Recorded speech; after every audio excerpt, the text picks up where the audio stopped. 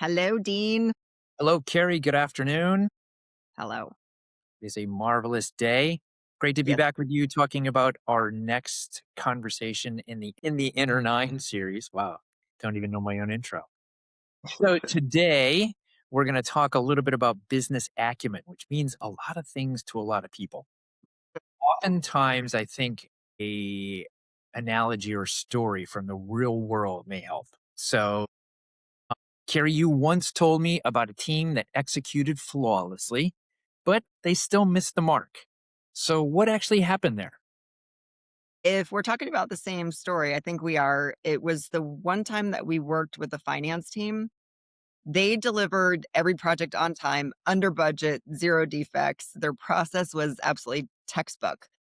When I asked the VP about the impact that those projects created organization wide, like what revenue they moved, what customer problem they solved, what were the other linking factors that made this a success beyond their typical check the box, we did this right. He went quiet.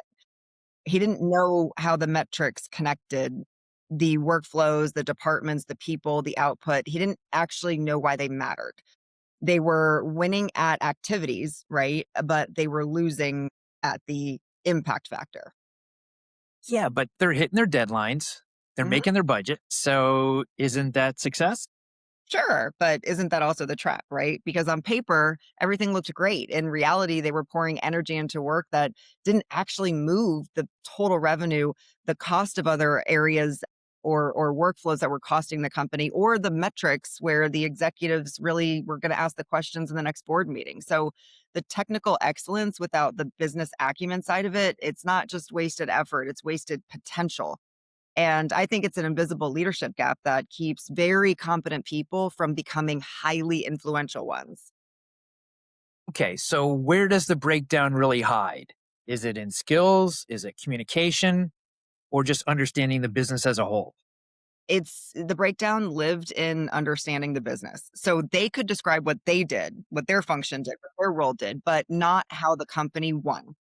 They couldn't really connect their initiatives to the value that the company created or the trade-offs that executives were making at the top to get some of these things done. So to me, that is the absence of full business acumen. So let's strip away the jargon for a second. If I'm a listener right now, how do Mhm. I know if I actually have business acumen or if I'm just good at my job?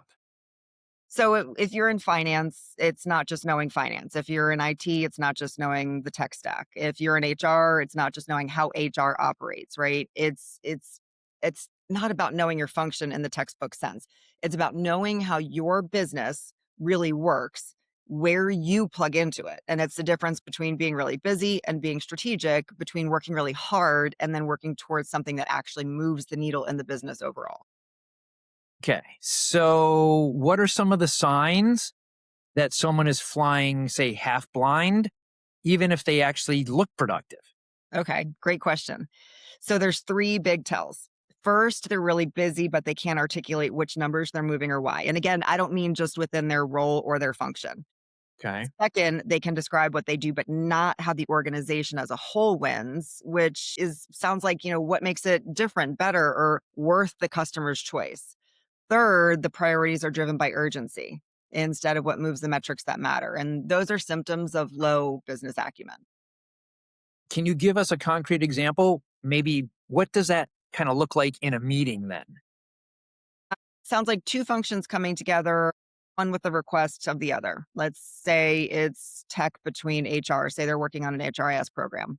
One would say, "Well, our team is really, really slammed. We're juggling a million projects," right? But Mhm. what they could be saying instead is, "Okay, which one of the 3 initiatives we're working on for you that move the needle most, either for the most important customer we have or for the greatest outcome?"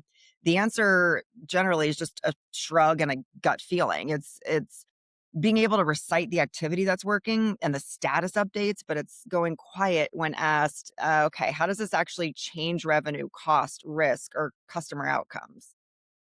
Okay. All right. So then that kind of leads us to the next area of conversation, which is you've mentioned that each leader should be able to answer at least the following three questions. Not someday, but now. Yes. What are they? So you should always be able to answer the first question. How do we create value? Not what do we do? What do we sell? What does our customer need that they can't get anywhere else? And why do they choose us instead of the alternative?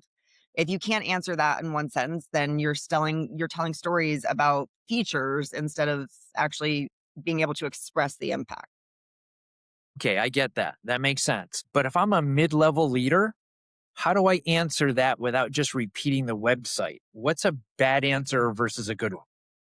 So I like to use the terms effective versus ineffective, right? I don't know that we could necessarily judge good or bad per se, but an effective answer would be we provide end to end solutions. Sorry, an ineffective answer would be we provide end to end solutions for XYZ and X space, which Okay, is marketing fluff, right? A exactly. decent effective answer is we reduce compliance complexity by 40% so that our customers can grow without fear of regulatory penalties. One talks about what you do, the other talks about the outcome that the customer really cares about. It sounds like it's supported with a little bit of data or numbers. Yeah, and the connectivity, right? That tissue that brings the entire company together. What is the point of why we're doing this? That's what it expresses. Got it. Okay. What's the second question? Well, second question is how does that value become revenue, cost, and results? Once you've named the value, how do you trace the money? Where does the revenue actually come from? Where do the big costs sit? What two or three metrics tell you whether the business is winning or losing? And really, most leaders know the metrics, but very, very few understand what actually moves. Hmm. Okay. So am I supposed to know the full P&L for the company? That sounds a bit intimidating and overwhelming. No, you don't need to be a CFO. What you need to do Okay, is, good. yeah, no, what you need to do is really understand the shape of the money.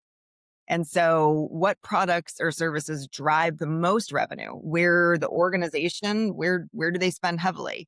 And there are vital numbers that keep executives awake at night. What are those? So the shape of the money is enough to make better decisions and speak credibly at the executive table. That's really what you need to know.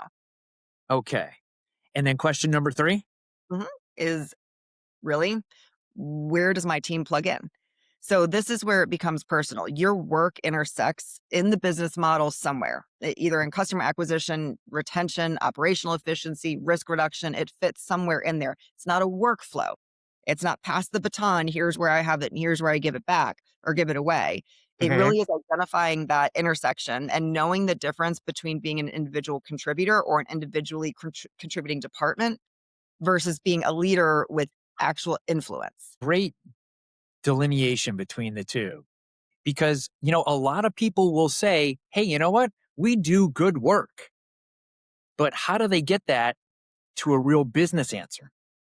So I got this when I was head of HR early on, right? We were saying in the beginning, well, we do really great recruiting, Hmm. dot, dot, dot. Okay, we do great work.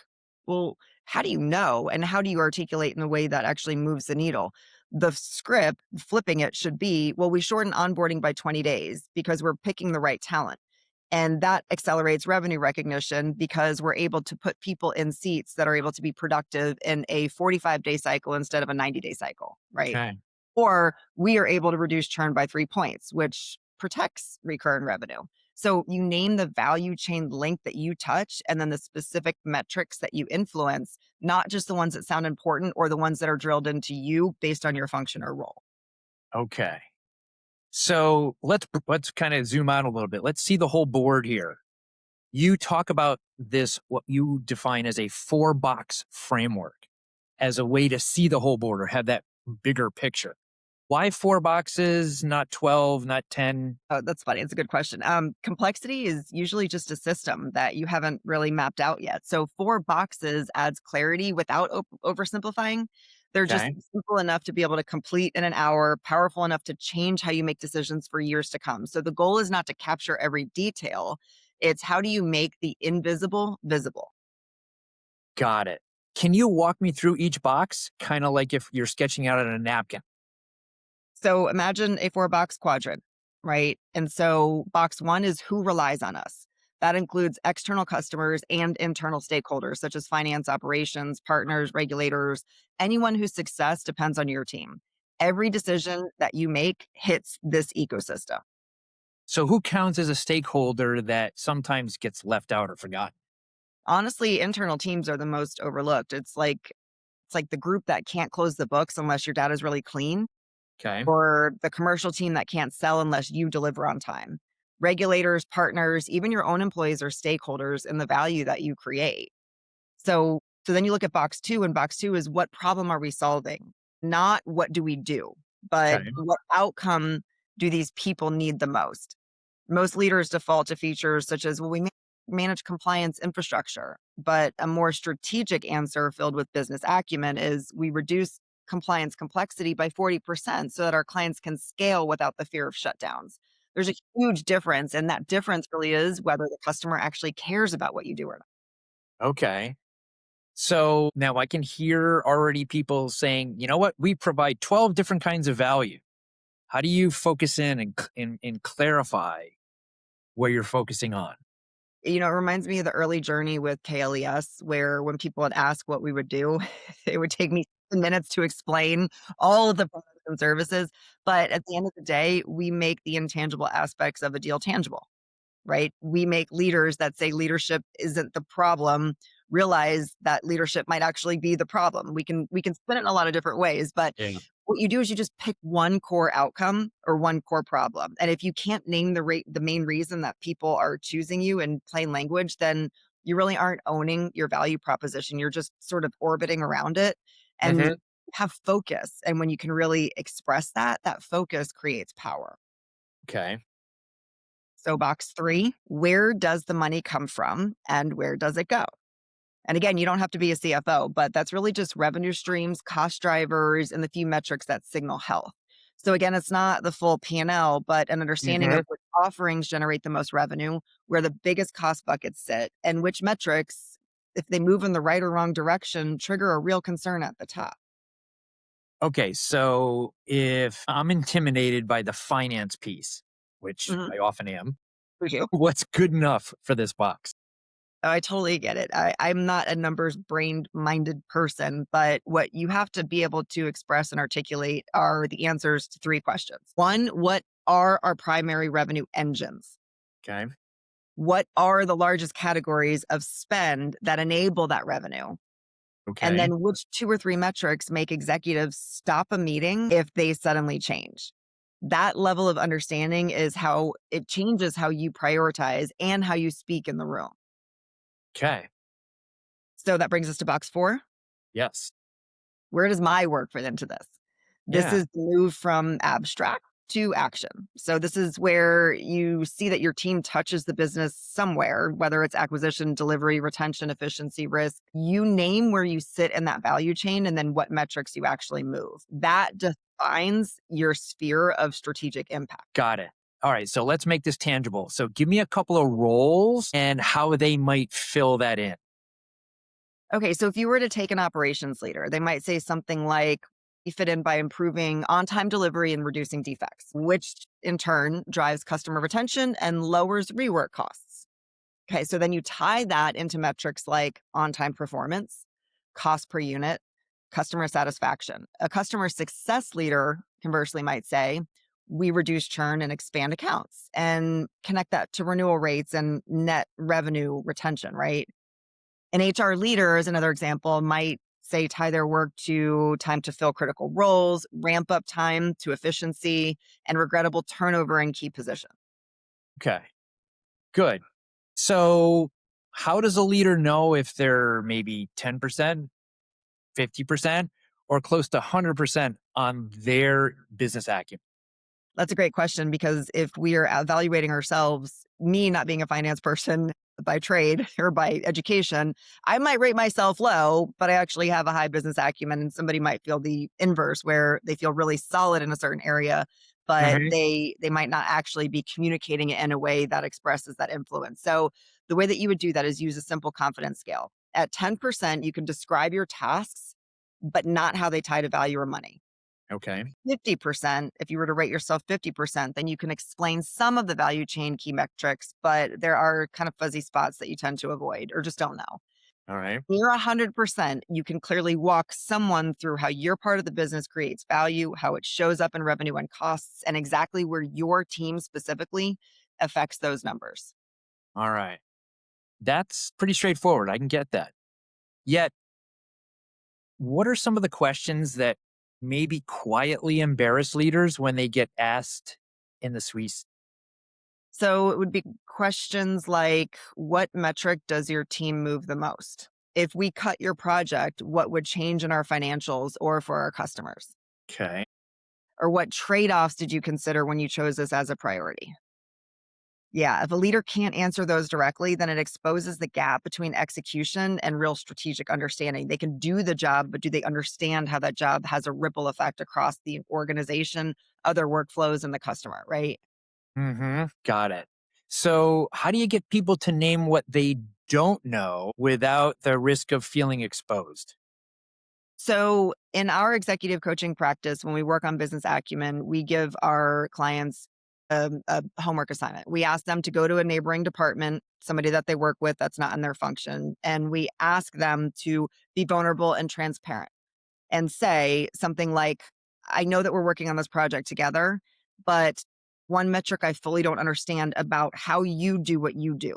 If I were to be in your shoes, what are you paying attention to every day? And then how does that connect? The key part of this is saying one metric I fully don't understand is dot, dot, dot.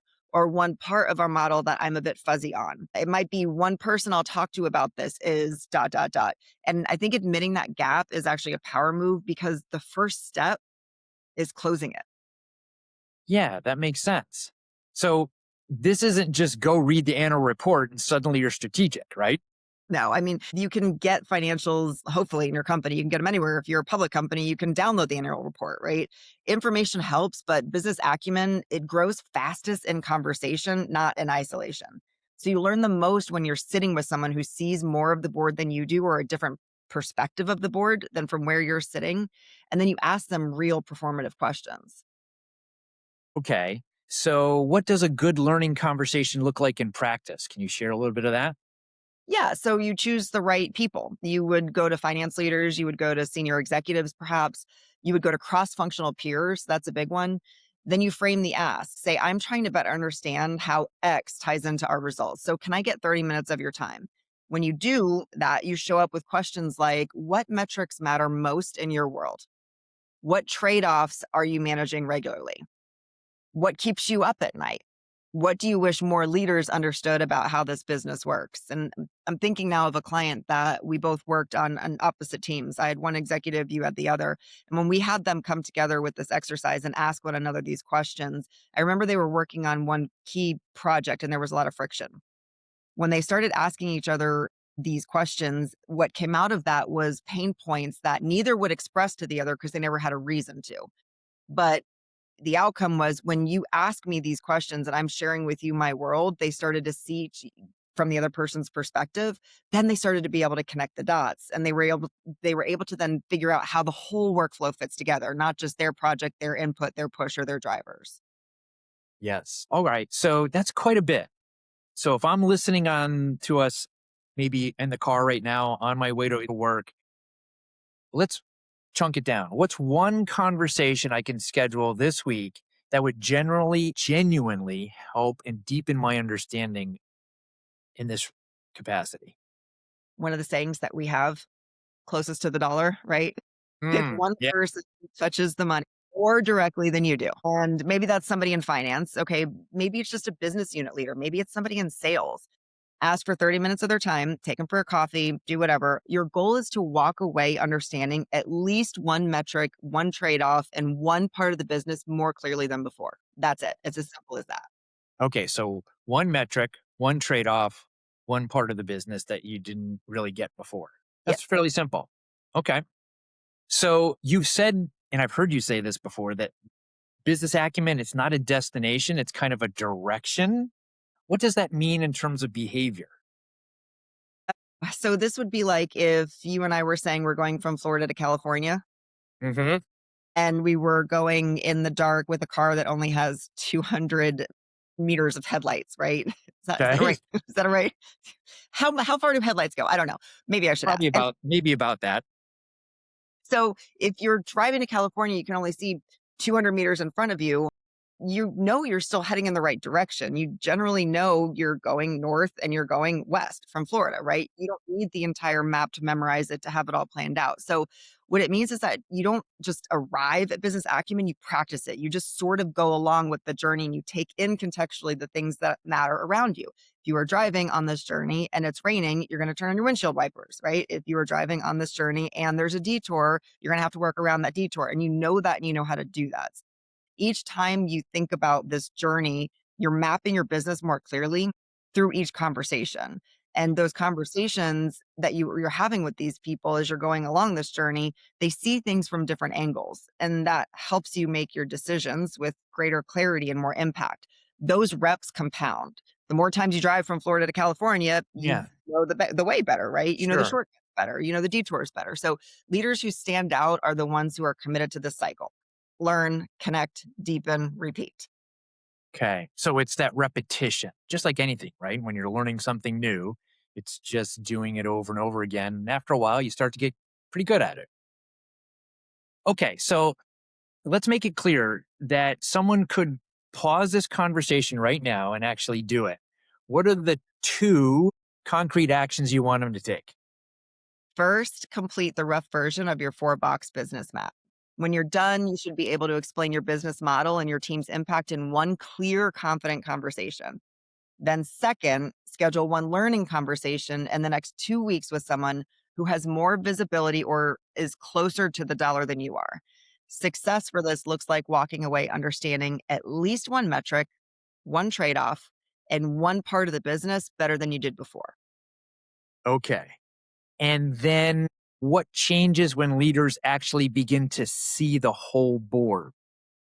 They shift from executors to strategic contributors, and they stop asking for permission and start getting invited to the conversation where direction is set. Their work doesn't look just busy anymore, it actually moves the business. And that's the difference. I can think of one leader that was in IT and they felt very close to the COO, and they felt like they had a very solid business acumen because they were very technically based in their craft, right? They knew technology company, they could speak the tech. But when you would ask how different projects impacted them, they would stack rank in order of stress level, or so and so asked for me to do this. What they failed to do was realize, if I'm being asked this from one person, here's how it impacts the rest of the projects if I pause them, or I'm going to affect a customer if I don't move those projects to make room for this one. They couldn't articulate that. And Hmm. so even sometimes people think that their acumen is solid. This isn't about business words. That's not what we mean by business acumen. What we mean is the ability to see that full board. And when you can move the business in those kind of conversations, that is really the key difference. Terrific. Carrie, this has been a great conversation. Thank you for clarifying business acumen and how people can get better at it. Give you an example for both of us. We Okay. speak HR, Yes, we speak talent development, we do. we speak leadership development and executive coaching. Hmm. What happens when we get somebody that is from a private equity firm and they are a CFO or COO and we go rattling on all of our isms? Right. They kind of go blank. And it's our world, so we get it, but we think other people get it or should, and we sort of forget that that's not the world that they're in every day. And so in the beginning, we learned very early years ago, we have to flip the script. The sooner we can speak CFO, the sooner we can speak operator, the more we're able to help them understand that we get their perspective and then bring them into the world of leadership development, executive coaching, team alignment, conflict management. But you have to be able to see that whole board from their perspective first. And so this is also why when we work with our private equity clients or nonprofit clients too, a lot of our ability to exchange information comes in their terms first. And I think that is showing solid business acumen. And if we couldn't do that, we would be missing a lot of not only key points of their business, we wouldn't know how to solve their problems or serve them in the best way. And so it's no different interdepartmentally for companies than it is business to business when you're trying to solve an industry problem. Yeah, it's like we have always said, if you can understand where the other person is coming from and what is important to them, and maybe even more important than that is what are the problems they are facing and the challenges, then they're more un- they appreciate the fact that we have an understanding of where they're coming from and what their challenges are, because they were always asking that question. All right, what's in it for me if I engage you, to your example, at KLES to help me with my leadership development? What's in it for me? What type of results can I expect? Can you help solve some of the challenges or issues that I have? Because that's what everybody's concerned about. And if we can speak in their language, which is what I'm hearing you say, then they're more likely to say, well, you at least understand or sound like you understand what's important to us. Yes, and you were reminding me of a very simple example. So the boys and I go skiing and snowboarding. Hmm. There is a reason ski and snowboard acumen doesn't start in the beginner class. What do they say to get you to understand how to stop or speed up? Pizza or French? It's pizza or French fries, right? Yes, yes. Yes. Pizza or French fries. They Yes. are speaking beginner vernacular because you will clearly understand pizza or French fries. I'm sure there is a technical term for that, but point is Yeah. the language that is explaining and expressing different moves and different ways to manage and navigate the mountain, it's the same in business. And when you understand pizza or French fries, you grow into become an expert double black diamond snowboarder, whatever. Right. You then have a common language where you can still relate to the base, to the mass, but you're now able to move more fluidly, right? You see a bigger picture and you've connected differently. That common language, that connection creates community. That community creates shared interest. That shared interest creates shared outcomes. And that's what we're trying to do and teach other leaders to do in the realm of business. Fantastic. Great analogy. I'll always remember that. Pizza, French fries. Pizza, French fries. Where do you think people get acumen wrong? I feel like that word is what trips people up. Well, I think they think it's, as they say, acumen is smarts, Mm, right? Business smarts. Do you understand the intricacies of the business? And I think a lot of people overcomplicate it. mhm. To your point, it's understanding where you fit in your particular area, whatever you're responsible for, your department, et cetera. Where does that fit? And then overall, how does that fit into the how the company makes money? Like you said, what's closest to the money? And then therefore, that's about, I mean, it's about as simple as that. I don't need to know how to read the annual report, thank God, right? Because they're complicated and things from that perspective. The more I understand it, probably the better. Yet I think it gets overcomplicated. I really do think that most people can understand what we've been talking about today. That's where business acumen starts, not finishes, but it starts with the conversation we've reviewed today. Correct? Yes, and it's also making me think of ways that so we've showcased how it benefits, but there's one other area that we have not brought up yet. Which If you is are in an executive meeting or you have a decision to make within a team and somebody leans forward with more confidence or more direction or seemingly more textbook awareness of how the business runs, what their function does, people might generally lead towards agreement of a certain decision. okay. You might be putting yourself, your function, or your company at risk, not knowing the outcomes or the impact of that decision. So while we framed this in here's how you need to understand how the company makes revenue and things like that in order to have influence, it's also so that you can mitigate risk. You could be agreeing with a situation when they might not have acumen on your side. They just have Hmm. confident delivery of the acumen on their side. You might be missing a real opportunity to protect the business with a solid decision that's equally as balanced if you don't have the business acumen of understanding how the full picture looks, the full outcome of some of these decisions, pros and cons. And so I've seen some leaders get in some hot water because they think they're doing the right thing or they're not asking those questions on how these things interconnect. They're either insecure or afraid, but they end up putting the business or themselves or their function or their team at risk. So there is the flip side of it. Yeah, that's a great point. I think that the analogy that comes to mind is, say, the sport of football, right? And you're a head coach, but you also have a defensive and an offensive coordinator typically who has a focus, right? But your job is to see how is the team doing as a whole, relying on that information that you're getting and the decisions that are being made from your offense and your defense. But you still have an understanding of what your offense is supposed to be doing and what those calls look like, and what your defense is supposed to be doing and what their calls look like. So it's that broader picture that's important, is what you're referring to here. Is that accurate? Yes, do you remember the, famous pro football former UF Gator that we interviewed on the Inroads podcast?